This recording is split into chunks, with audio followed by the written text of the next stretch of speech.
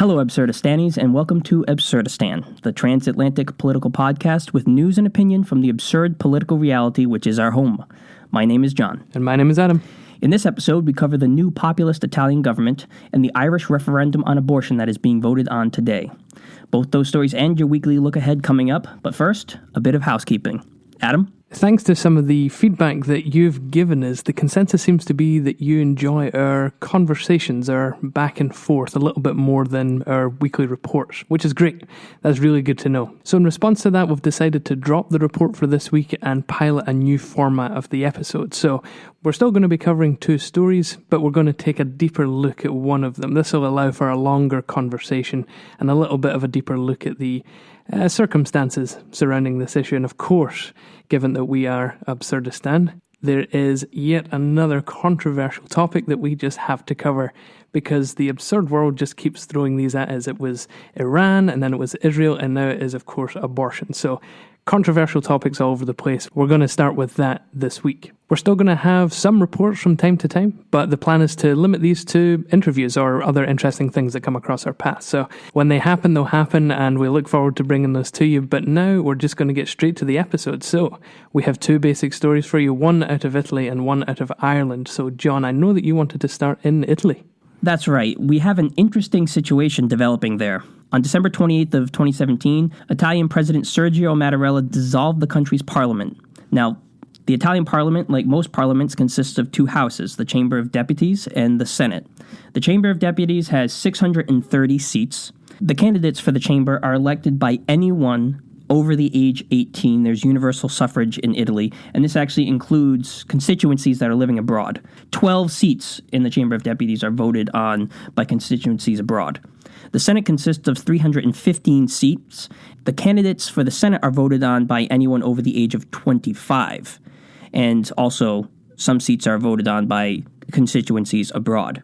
The Senate also has senators for life, which include former presidents and up to 5 citizens that can be appointed by the president for, quote, bringing honor to the nation through their achievements. So that's kind of interesting. Just a regular citizen can be appointed to the Senate. I came across one of them recently, actually. You did? Yeah, it was a guy named Bobbio.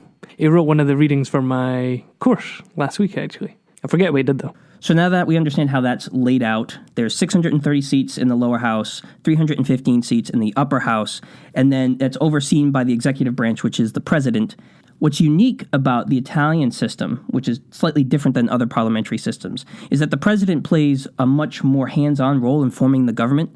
Many times in parliamentary democracies, the coalition that has the majority of the seats, or the party that has the majority of the seats, the leader of that party is automatically prime minister and they form a government.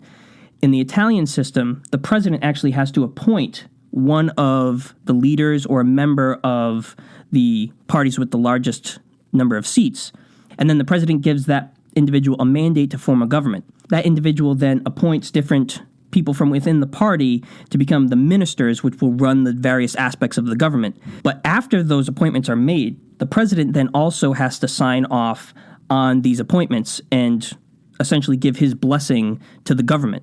So if a mandate is given to somebody, to a prime minister, and they go and collect the government of ministers that the president is not in favor of, he can actually dissolve that government and either give them a new mandate or he can give the mandate to somebody else. Italy is actually quite interesting because it does have a ceremonial presidency, but it's not ceremonial in the way that Iceland or Ireland are, in which they're essentially just there as signatories to bills. But they're not like the French presidents either, who wield significant political power.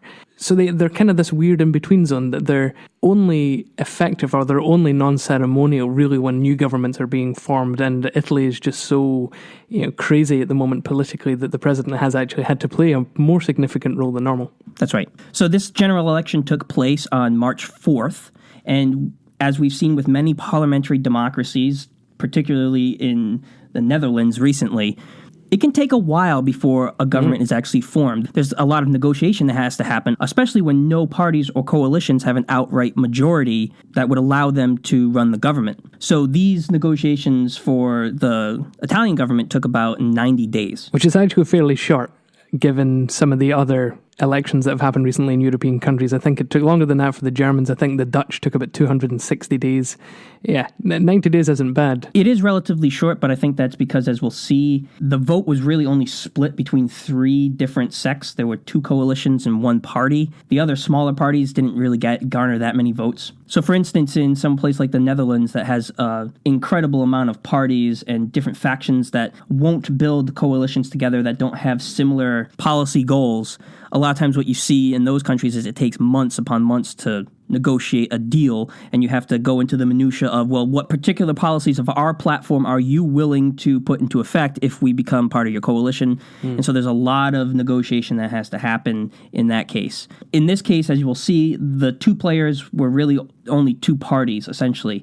Going into the election, we only had 3 factions that would have garnered the most votes. The first coalition is the center-right coalition, which consists of 4 parties, but most notably 2 parties, the League, led by Matteo Salvini, and the Forza Italia, which is led by former Prime Minister Silvio Berlusconi, which, if you remember anything about him, he's quite the controversial figure. Both these parties are highly populist. The League can be characterized as a nationalistic, regionalist party, and they are very Eurosceptic. The Forza Italia is also populist, a little bit less Eurosceptic, but they support, interestingly enough, closer relationships with Russia. And they're definitely in favor of reducing sanctions against Russia and actually trying to build closer diplomatic ties between the 2 countries. Berlusconi and Putin are cut from the same cloth. Like, Berlusconi is an oligarch, essentially. He would fit right into the Russian scene. The second coalition is the center-left coalition, which consists of 5 parties, but really there's only 1 party that's worth mentioning, the Democratic Party, led by Matteo Renzi. They garnered the most votes out of any party in this coalition by millions. So I believe that the Democratic Party had over 6 million votes, and the second largest party in the coalition only got about 800,000 votes. So this coalition is really built around the Democratic Party, and this party can be characterized as essentially a social democratic party, very center-left.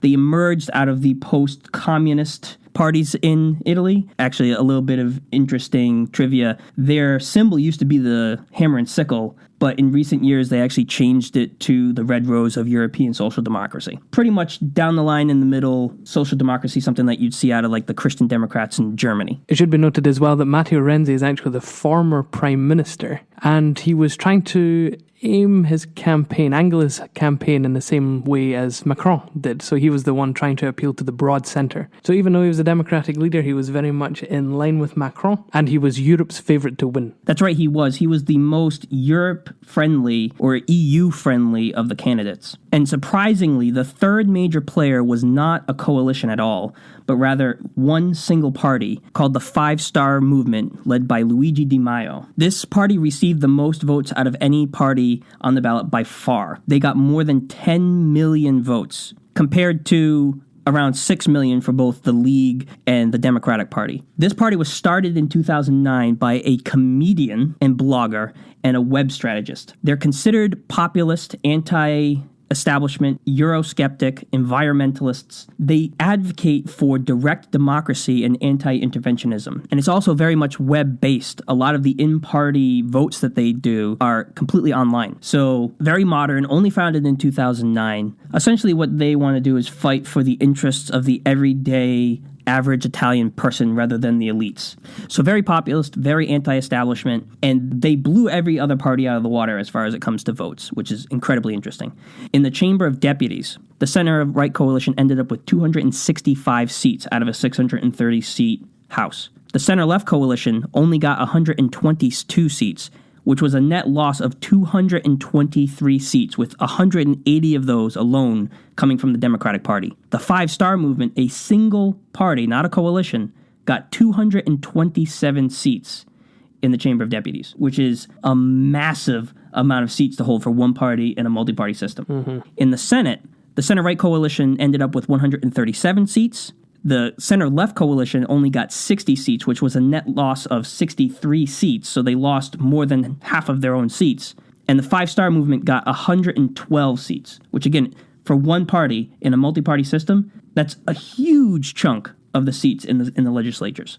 After the election, both the leaders of the center-right coalition and the Five Star Movement said that they should be given the prime ministership by the president, along with a mandate to form a government because their coalition and party, respectively, had secured the largest numbers of votes and seats, which is reasonable. Each party had about a third of the seats in a legislature in a multi-party system, which is not easy to do. After two exploratory mandates that failed, essentially the president gave a mandate to an individual, and they were unable to form a government. After those failed, the Five Star Movement and the League, who had previously said they wouldn't be willing to form a coalition, began negotiating to form a governing program. After several weeks of negotiations on May 21st, both parties recommended Giuseppe Conte as the new prime minister, and on May 23rd, Conte was granted the task of forming a new government by President Mattarella. And he now has the task of forming a government and appointing ministers that the president will ultimately have to approve. And this is incredibly interesting because Conte is not a politician. In fact, he has no political experience at all to speak of. He's a relatively unknown law professor who was picked out by the leader of the League, Matteo Salvini, and the leader of the Five Star Movement, Luigi Di Maio, as sort of a middle ground between the two parties that would not only be able to secure the support of the president, but somebody who effectively is going to be a puppet of the two parties that put him in power. Because really, he has no political experience, he doesn't have any clout, and he's suddenly going to be the head of the government for the country, which is incredible. It's a meteoric rise for a nobody, and he's going to be, more than likely, he's going to be the prime minister of Italy. Now, what makes this interesting is that the governing program agreed upon by the League and the Five Star Movement can almost be described as an Italy First program. They are focused on reducing immigration. Italy has had a big problem with illegal immigration after the fall of Gaddafi in Libya, actually. They've had a huge surge in illegal immigration of people coming across the Mediterranean on boats. And this has caused a political crisis, really, for particularly the Democratic Party. This election can almost be seen as just a repudiation of Matteo Renzi's policies of the Democratic Party being pro-immigration and not really doing a whole lot to stop this surge that people are seeing as a big, big problem. So the new government's focus is going to be on restricting immigration, reducing public debt. I believe that Italy has the highest public debt in Europe, just behind Greece. The government will also focus on Euroscepticism as well. So definitely not a result that the European Union was looking for. And this is significant because Italy is the third largest economy in the Eurozone. And in the wake of something like Brexit and the rise of Euroscepticism in places like France, Germany, other countries abroad, the Netherlands, I'm wondering, Adam, do you think that this signals the beginning of the end for the EU? It's certainly another data point on a long trajectory of the EU. I'm not sure if it's another step or the beginning of the downfall of the EU. I'm not even sure if the current or the new government will be necessarily anti-EU so much as it will be anti-Eurozone. So in other words, I wonder if they're particularly against the financial union versus the market trade. Because to take Italy out of the biggest market in the world is as ridiculous as taking the UK out of the biggest market in the world. I don't think there's any desire to do that. But I think what Renzi represented was this, again, it's the same narratives that you are hearing in these other countries, that it's the global elite, it's the finance, that the regular people of Italy are being left behind. And so you have these groups coming in to say, no, we will look after your interests. We will stand up to the big bad neoliberal European Union. And it's an effective message because on the ground, the employment rate in Italy is terrible. You're right, public debt looks atrocious. The management of public funds is ridiculously terrible. And so when you have two groups, particularly two outside groups, saying these parties, these people have done you no good over there running government, you need to try something else. That's a message that sticks. And that is effectively the populist message. It's the real people against the elites. That's a strong platform to be running on, and it worked for them, particularly for the Five Star Movement. But the Lega, the League, is also a populist movement. These guys are really interesting. These guys are kind of in my zone, in my area of study, because they're a nationalist party as well initially. And so it's really funny to see a nationalist party in government, in national government now. The platform that these two parties have been able to put together, though, have been really interesting because what you have represented in both parties is effectively a left-wing populist party in the Five Star Movement and a right-wing populist party in the League. So what on earth does a policy platform, a government platform actually look like when two of these groups come together? Obviously, there has been a lot of negotiation as to what policies should be included, but one of the really interesting ones that goes back to an episode of ours recently, John, is they're going to try, or at least is in the government platform, universal basic income for an area of the country, particularly the South, which is very funny because the League are, like I said, a nationalist party for the North, which is the wealthy region of the country, and they want to split from the rest of Italy, or used to want to split from the rest of Italy, because they thought that the South was taking all of the North's money and spending it on themselves, and effectively all the tax money was leaving the North and going into the South. So it's really funny that you now have the League, the party that stood against this for years to the point of secession, then agreeing to a policy platform like this. So that kind of gives me an inkling to say that maybe this coalition isn't long for the world. I don't know how they are able to put that past their supporters. We'll see what happens. That seems to be a theme, though, among parliamentary systems, where in order to form a government and actually implement the policies that you find to be most important, you have to give on some pretty important things. I mean, we even saw that in the UK after their election, their disastrous snap election that Theresa May called, where they had to make massive concessions to the DUP to form a government that was stable enough to govern. There are red lines that just won't be crossed, though. So, for instance, you won't see the Conservatives and Labour forming a coalition in the UK at any point. And I'm really surprised that these two groups in particular were able to get together. They are united in philosophy, though.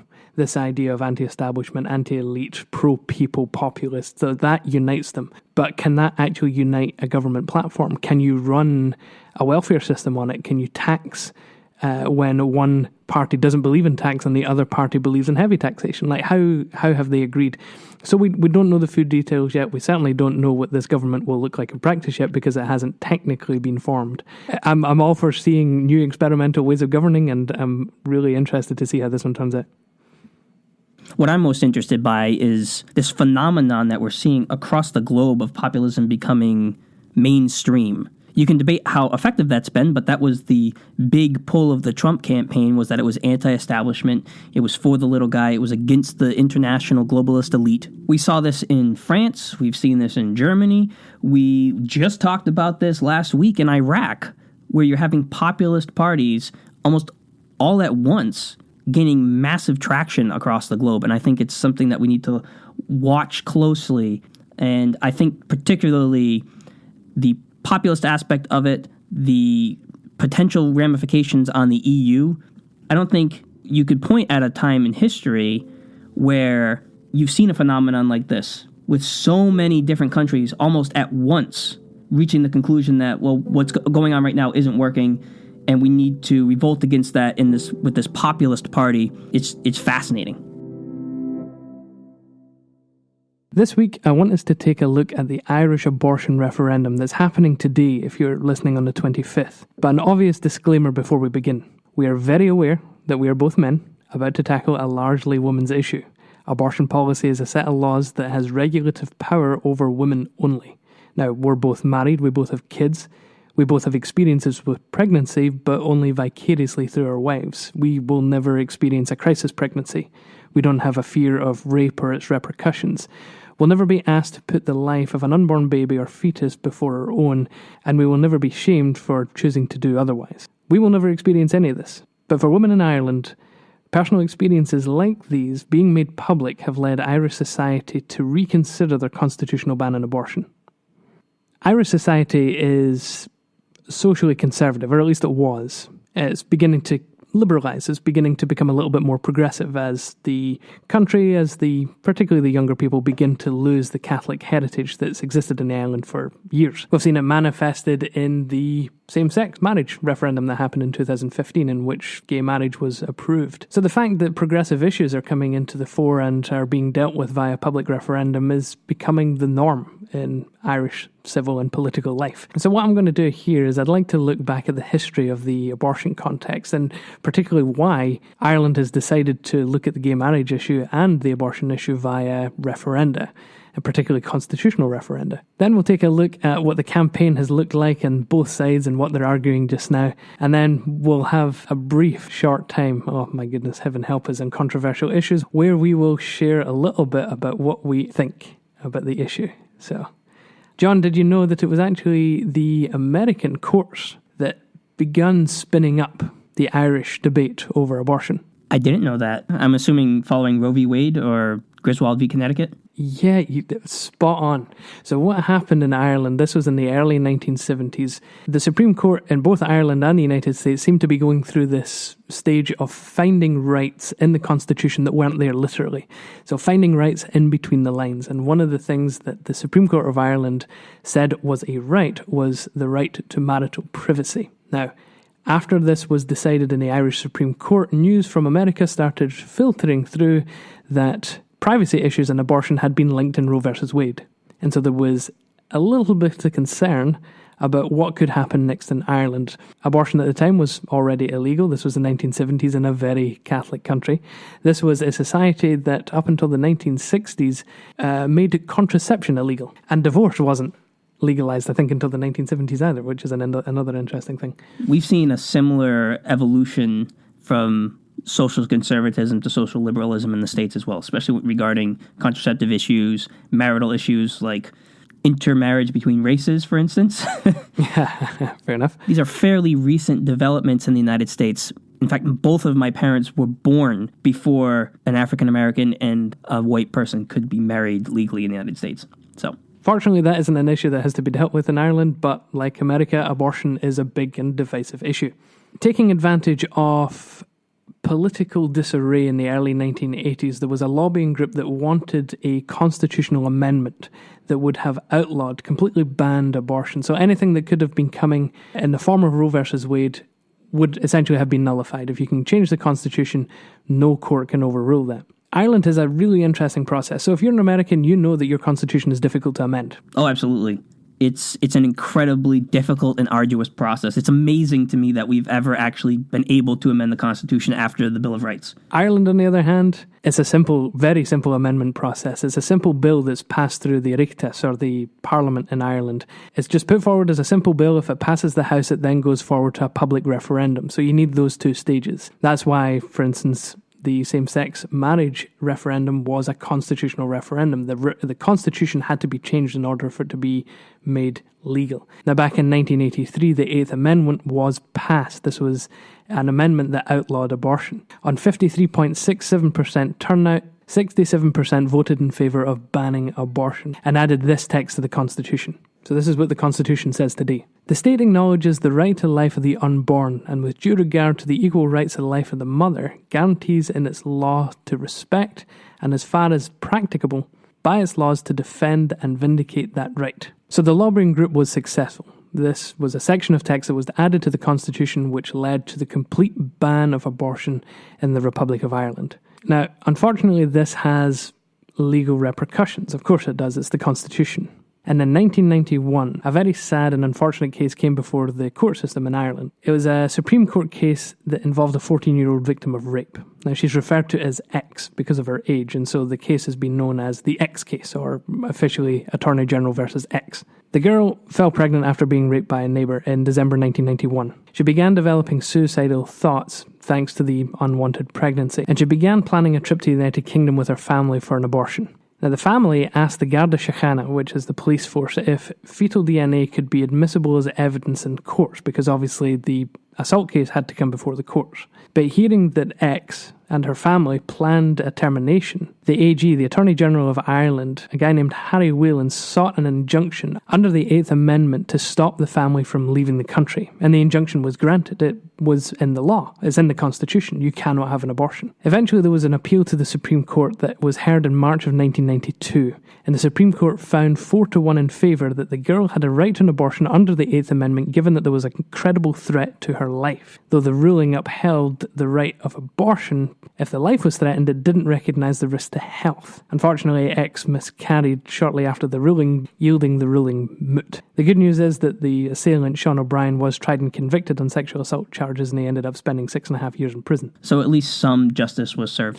Justice was served, and in fact, you could argue that more justice than the simple bringing to justice the assailant. Because what happened next was public outrage. You know, the fact of this case, the fact that the state had acted in such a way to endanger a child over the abortion issue. And remember, acting strictly within the rule of the Constitution. There was nothing wrong. There was nothing illegal with it. They were doing their duty, you could say. So public outrage led to one of these bills passing Parliament that would go to public referendum to amend the Constitution. In fact, there were 3 of them.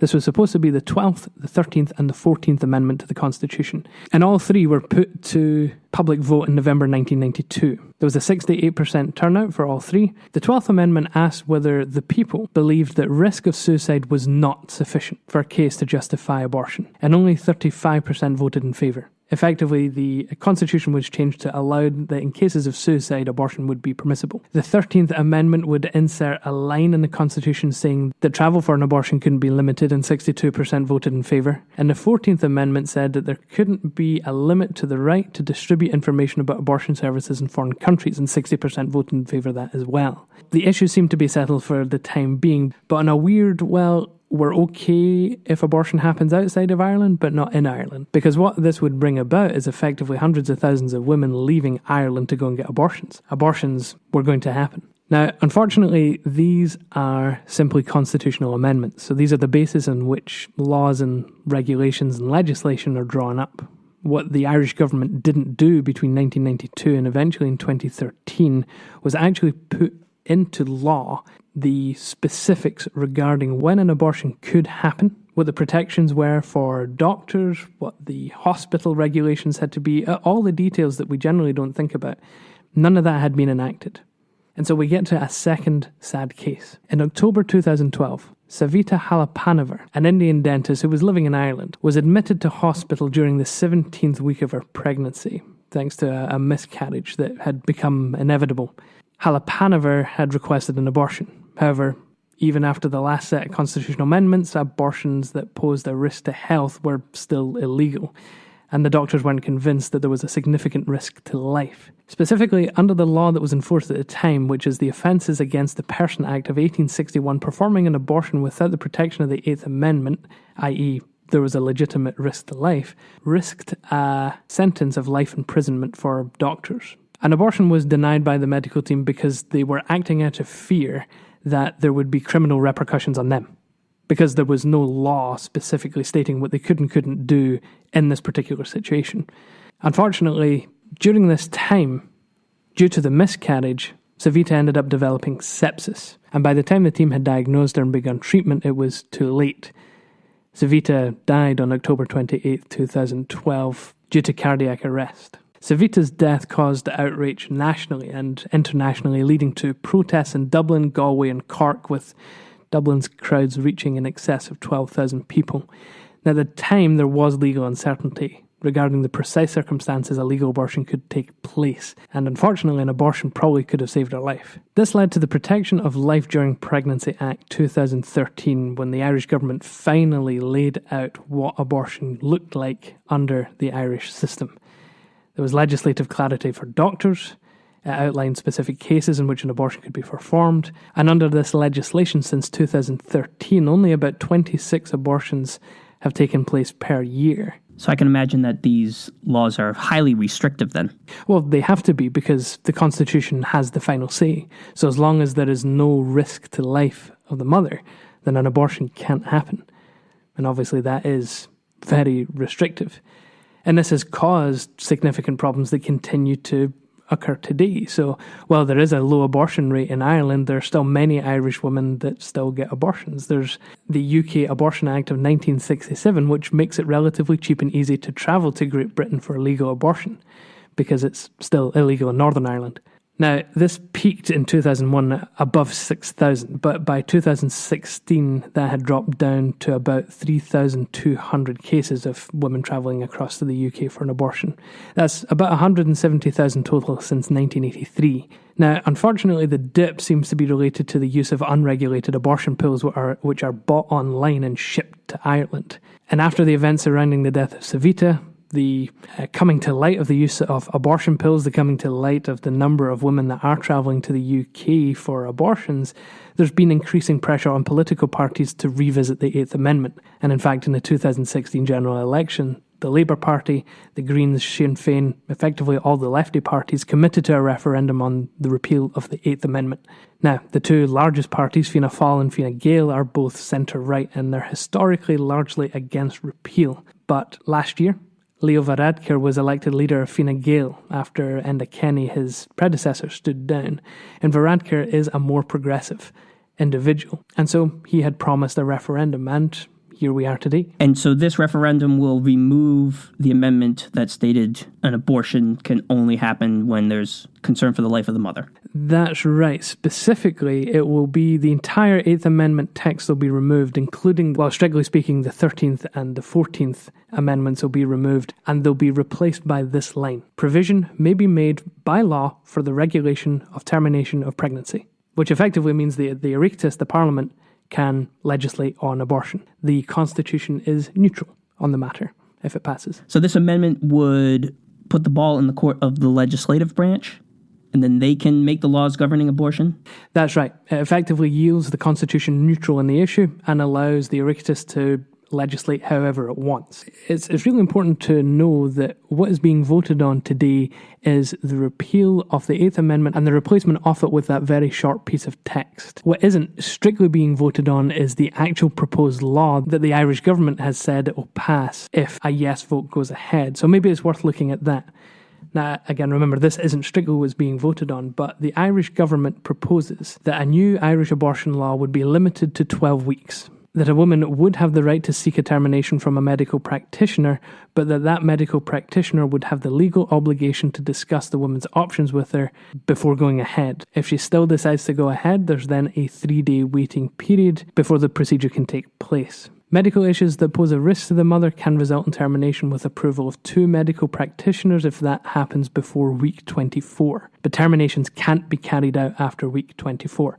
This is the week of viability. So effectively, a baby that has made it past 24 weeks is a viable contender for life, let's say. In an emergency, though, one doctor can approve but then must perform the procedure with no gestational limit, and that's if the mother is on the brink of death and the only thing that will save her is termination. And then terminations on mental health grounds effectively won't be changed because that is already allowed, even under the current constitutional setup, after suicide was particularly an allowable reason for termination. So even if the referendum passes and this legislation is put into effect, there will still be fairly stringent guidelines as to when abortions can happen and under which circumstances they can happen. Well, that's right.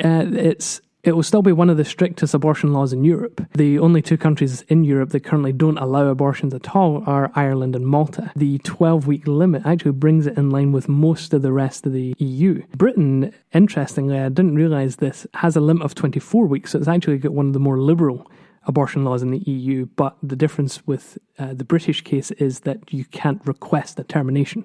It needs to be decided for you by a medical practitioner. Unfortunately, that has different loopholes that effectively yield it somewhat meaningless. We're not really here to talk about British abortion law, we're talking about Irish abortion law. But the fear is on the no side in particular that, the Irish abortion law could effectively become more liberal or be interpreted in such a way as to make it as liberal as the British system. So there are legitimate concerns in the no side. In fact, what I wanted to do was run through the different reasons why each side wanted their particular resolution to happen. So for the yes side, they argued that, and quite rightly, that more than 170,000 women have travelled abroad for the procedure. So they argue that abortion still happens. So legalising it doesn't change anything. In fact, what it does is it allows Irish women to access good and free healthcare at home that's well regulated and is safe. They also say that the use of abortion pills, which is apparently 1,500 women per year, 2 or 3% of those cases end in medical complications, particularly in ectopic pregnancies. Now, unfortunately, these tend to go unreported because technically it's a criminal act, because you're putting a fetus at risk. So there is fear of criminalisation. And by the way, these are statistics from Dr. Fergal Malone, who's the head of the Rotunda Hospital. So the yes side argue, well, why not give women the support that they need at home? And as I said earlier, it would bring Ireland into line with the rest of Europe anyway. One of their best arguments, though, is that the current wording in the Constitution doesn't allow for abortions in the case of rape, incest, and fatal fetal abnormalities. These are pregnancies that pose significant risk, if not life-threatening risk, to the mother. As I've been listening to some of the coverage of the campaign, this seems to be something that the majority of Irish people tend to agree with anyway, whether they're on the no or the yes side, is that in the case of rape, incest, and fatal fetal abnormality, abortion termination should be allowed. But in order for that to happen in Ireland, you have to repeal the Eighth Amendment. The no side, on the other hand, as you would expect, they say that the life of the child is a life. It has as equal right to life as any other living thing. They argue that the legislation of abortion will lead to the same rates of abortion as in the UK, which apparently is about 20% of pregnancies. Now, the rates are probably lower than 20%, given that they don't calculate miscarriage rates in the UK. But nonetheless, in 2016, 200,000 terminations were carried out in the UK. That's a significant number that has garnered a lot of attention in Ireland. Especially for a population that's only about 60 million. Yeah, that's right. And the fact that it is calculated when it's live birth, stillbirth, and terminations, it is a full 21% in the UK that end in terminations. It's a massive, massive number. That really caught me off guard, actually, as to how big that was. But the best argument on the no side is that there's a fear that over time abortion laws could be further liberalised beyond the initial 12 weeks. So remember, the Constitution will give power to the Oireachtas to legislate as it sees fit.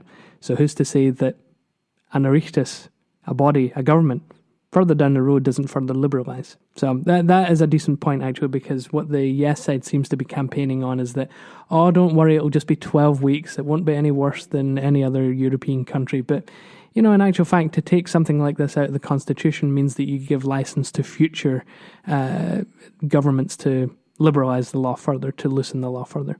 Right, that makes sense. There'll be no constitutional limitations whatsoever. Effectively, yeah, that's absolutely right. So the campaign has apparently been well-mannered, largely, at least on the ground. The internet, of course, is the internet. So there's also a few interesting threads in the campaign process that I thought were really interesting. Google and Facebook, for instance, banned ads from foreign interest groups, which, surprise, surprise, were mostly in the States, which has caused a secondary debate on campaign law in Ireland, which, of course, at the moment heavily regulates TV and to a lesser extent papers, but doesn't do anything about the internet. So it allowed pro and anti-abortion groups in the States to just funnel huge amounts of money into advertising on Google and Facebook. And what has been the effect of these campaigns? Have we seen any sizable shifts in the polling going into this referendum? Yeah, so at the beginning there was a massive poll lead for the yes side. Now, apparently this happens quite a lot in Irish referendum polling, in which one side just tends to be skyrocketed ahead of the other, but over time that gap has slowly narrowed. Now, the expectation was that yes would still win this, and I think after this week in which they've had televised debates on the issue, there's been no big spark for the no side. So what the no side really needed this week in particular was something to spark the campaign that would bring down the yes side, that would undo their arguments, and that just hasn't happened. So momentum will stay with the yes side as they head into the referendum today. So you think ultimately the yes side is going to win? I mean, if you were to trust polling, but we know what polling has done in the past, and I think the general consensus is that the yes side will likely win. But it's close enough, possibly, to almost be within the margin of error for the no side to just eke it out. The referendum has also inspired a new hashtag #HomeToVote, as Irish expats on both sides of the issue have begun flying home to vote. Ireland, particularly for its referenda, doesn't allow postal voting. And so you see folks from Hanoi, Bangkok, Los Angeles, Tokyo, Buenos Aires, Prince Edward Island in Canada, all flying back to the homeland to vote in this particular referendum. The same thing happened in 2015 for the same-sex marriage referendum. Now, this is actually really interesting. In my first trimester in my program here, I wrote a paper on turnout rates for Irish referenda. And of course, it's these big controversial issues that end up having the most pull for people, and for people living abroad even. It has enough pull for them to fly back from these very exotic places around the world. So 3.2 million people are registered to vote, and ultimately it will be left to the Irish people today to figure out whether they want to have abortion legalised or not. All right, so we've covered the context of abortion in Ireland. We've talked about specific cases which brought this into the public consciousness, and we've covered the actual referendum and what's likely to happen afterwards. But obviously a big part of this podcast is us sharing our opinion and having a discussion about this. So are you emotionally prepared to tackle this subject, Adam? Yes, I think so. I don't tend to, well, let's say I tend to view things objectively. We'll see what happens. That's the thing, though. It's really hard to view this issue objectively. I mean, speaking to this from the American context, this is such a divisive issue. I very rarely, if ever, seen an objective discussion about this, where both sides come to the table civilly and have an actual conversation. instead of just speaking of the other side as not only wrong, but immoral. Well, let's set the precedent, or at least try, because I think my views in particular tend towards the center on the issue. So I'd be intrigued to see how much in fact, we might actually end up agreeing quite a bit on this. I'd like to think that my view is more centrist on the topic. I come from a fairly conservative upbringing, and I've always struggled with this issue because from my point of view for a long period of time, most of my life, it's been framed as moral versus immoral. And the personal aspect of this, the personal stories that you talked about that brought this issue to the foreground in Ireland, things like that, were never the focus. It was more of a high-level narrative versus narrative that, like I said, vilified the other side. And so it's been really difficult for me in my own life to find the middle ground between those two. And I think what's happened, that at least in the context of the United States, you'll see almost a false dichotomy where if you are morally against something, you then by default have to be politically against it as well. Whereas I don't think that's necessarily the case. So trying to find that middle ground for me has been difficult. I'll just start with my personal feelings. I think that the prospect of abortion, and I know I speak as a man here in this situation, so I will never experience in the same way that a woman would have to experience this decision, I do view it as morally dubious. And I've struggled with this a lot, especially since I've had my own children. I can't imagine having had my wife make that decision. But at the same time, when I really reflect on this and dig deeper into my own position, if my wife were to get pregnant again and we were to come into a situation where her life was threatened by a third pregnancy, and I think I can honestly say that I don't know what I would do. I know how much I love my wife. I know how important she is to our two children. To weigh that consideration, my love for my wife, her life, the well-being of my other two children, to weigh those considerations against the life of an unborn baby, even if it was my own, would be nearly impossible. And so that's just my personal feelings on the situation.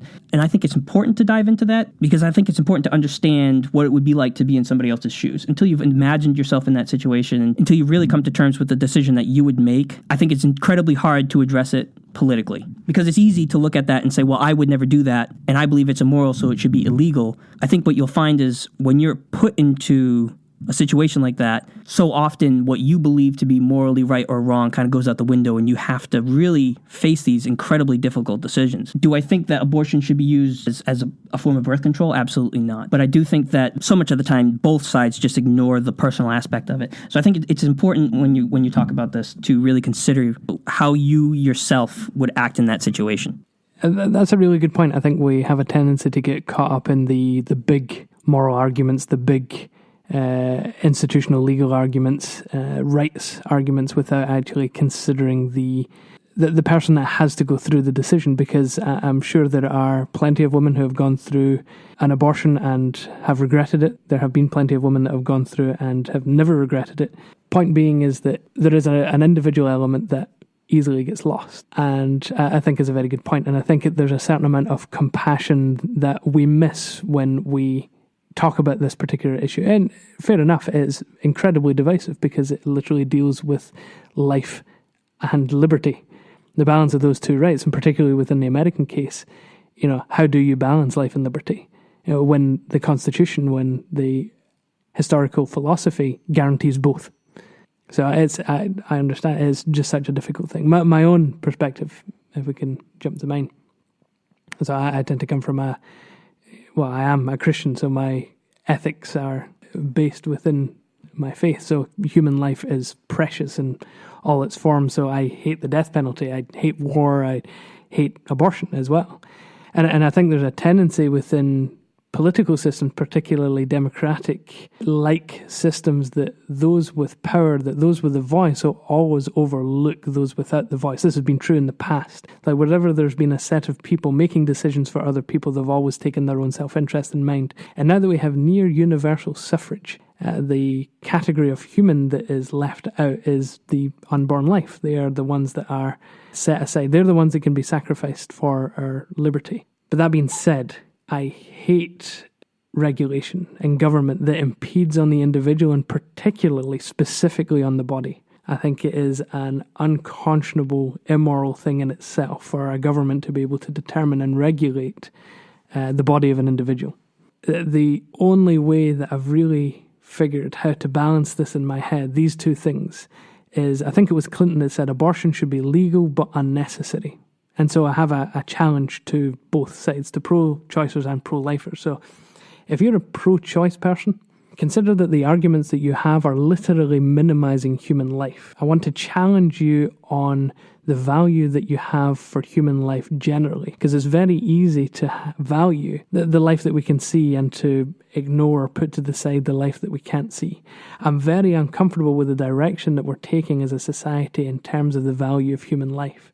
And that is also included in abortion is also things like euthanasia. It's that value of human life, because it is a precious thing. There's few things like it, as far as we know, in the universe, but certainly in our world. And my challenge to pro-lifers, for you, I have a lot to say to you, because I grew up amongst you, is that put your money where your mouth is. Fund programs that support single mothers. Fund adoption networks. Fund orphanages. Foster and adopt yourselves. It's very easy to sit back in our comfortable life and to minimize or to create a black and white, right and wrong category for what people are going through. There are women who are making very, very difficult choices. If you're a pro-lifer, you should be in the position not only to reach out to that person to help, but also to help if they decide to have the child, which means that, well, you support a welfare system for orphans and single mothers. That's very difficult for the right, particularly in America, to hear. Would you open up your own family to potential abortion kids and adopt them and foster them? Create relationships with women who are seriously considering an abortion and saying, no, we can take care of your kid for you.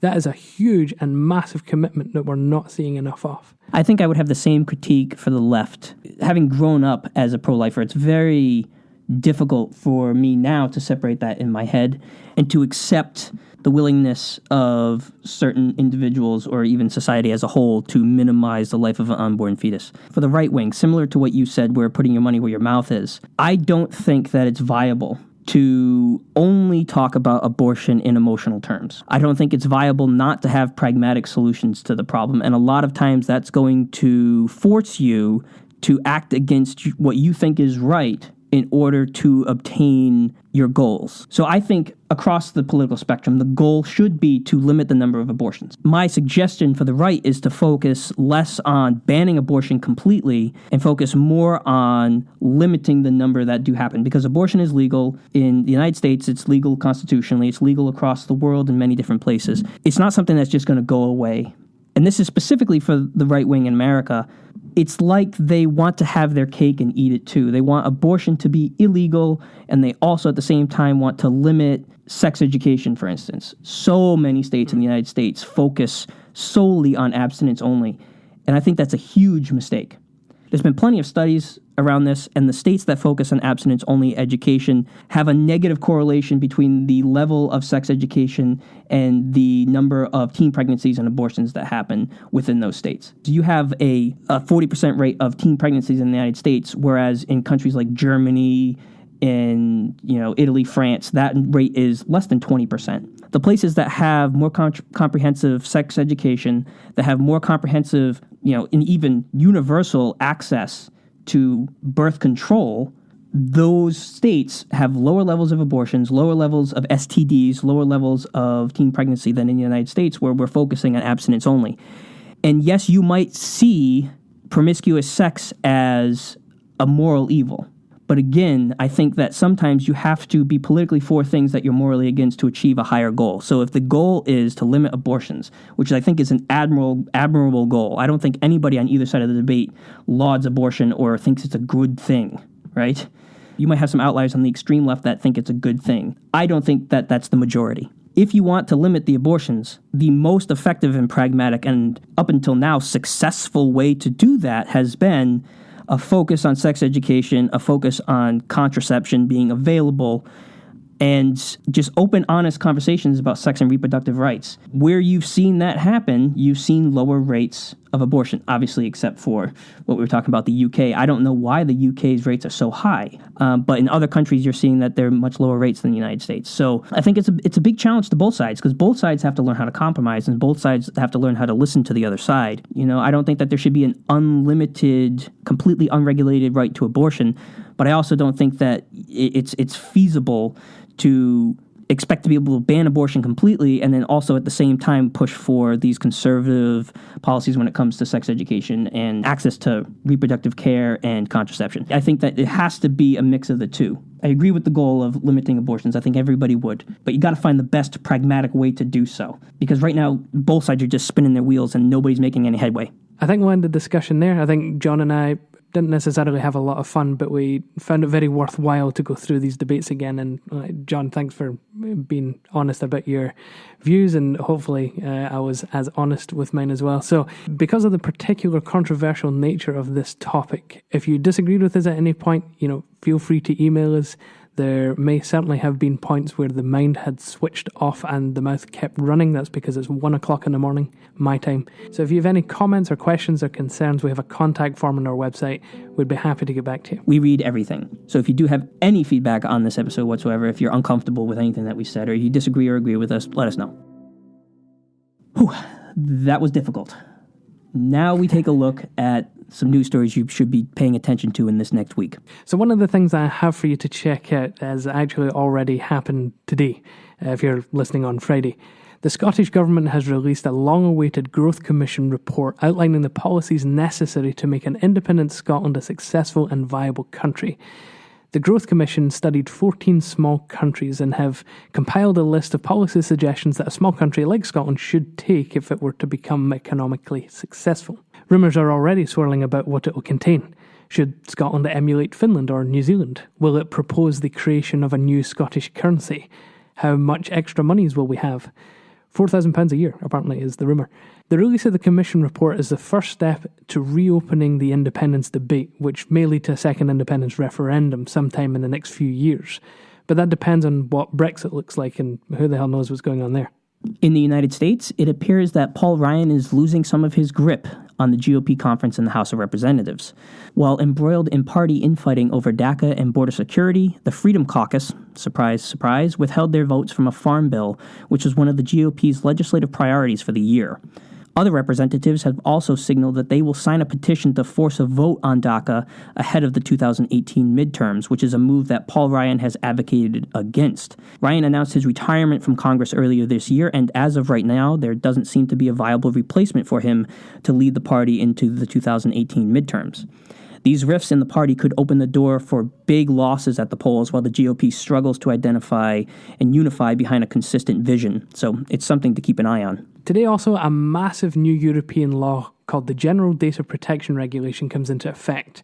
It applies to EU citizens and not just within EU territory. So that means that US and Chinese firms and corporations need to follow this law as well. It's designed for the big social networks or any data gathering corporation. And it comes with a few nifty regulations that these corporations have to follow. So, one, it has to get your explicit consent before it gathers your data. It needs to do so in a clearly distinguished way. It can't hide it in a long terms and conditions pamphlet. Pre-ticked boxes aren't allowed anymore, and these corporations can't ask for extra data for extra access. That's now illegal. If you're a European citizen, you now have the right of access and the erasure of your data, and you can ask for a copy of all your data, including for that company to delete it. You're protected from theft, and the corporations must report that theft. And if they don't, these corporations can now be subject to a €20 million fine, or 4% of their global turnover, whatever's larger. That's one of the great things about being European. Moving to South America, on Sunday this week, Colombians will head to the polls for a presidential election. What's so interesting about this election is that the candidate currently polling in second place, Gustavo Petro, is a former leftist guerrilla fighter. Although he is unlikely to win on Sunday or in any runoff elections, polls indicate that he is close within 10 points of the leading candidate, Ivan Duque. Petro was a member of the guerrilla group M19 in the 1980s, but has transformed himself into a politician. His supporters hope that he'll be able to build upon a recent peace deal between the Colombian government and the Revolutionary Armed Forces of Colombia. The wide support for Petro could signal a resurgence of the left in Colombia, which has traditionally only existed in a guerrilla opposition form. We'll have to see. And that's all we have time for today. Don't forget to follow us on Twitter at Absurdistanis. We're also on YouTube as Absurdistan with an exclamation point. Be sure to check out our website, absurdistanis.com. That's absurdistanis.com. We post all episodes to this website and post forums for discussion so that you as the audience can engage with our content. Thanks again for listening, and as always, stay informed.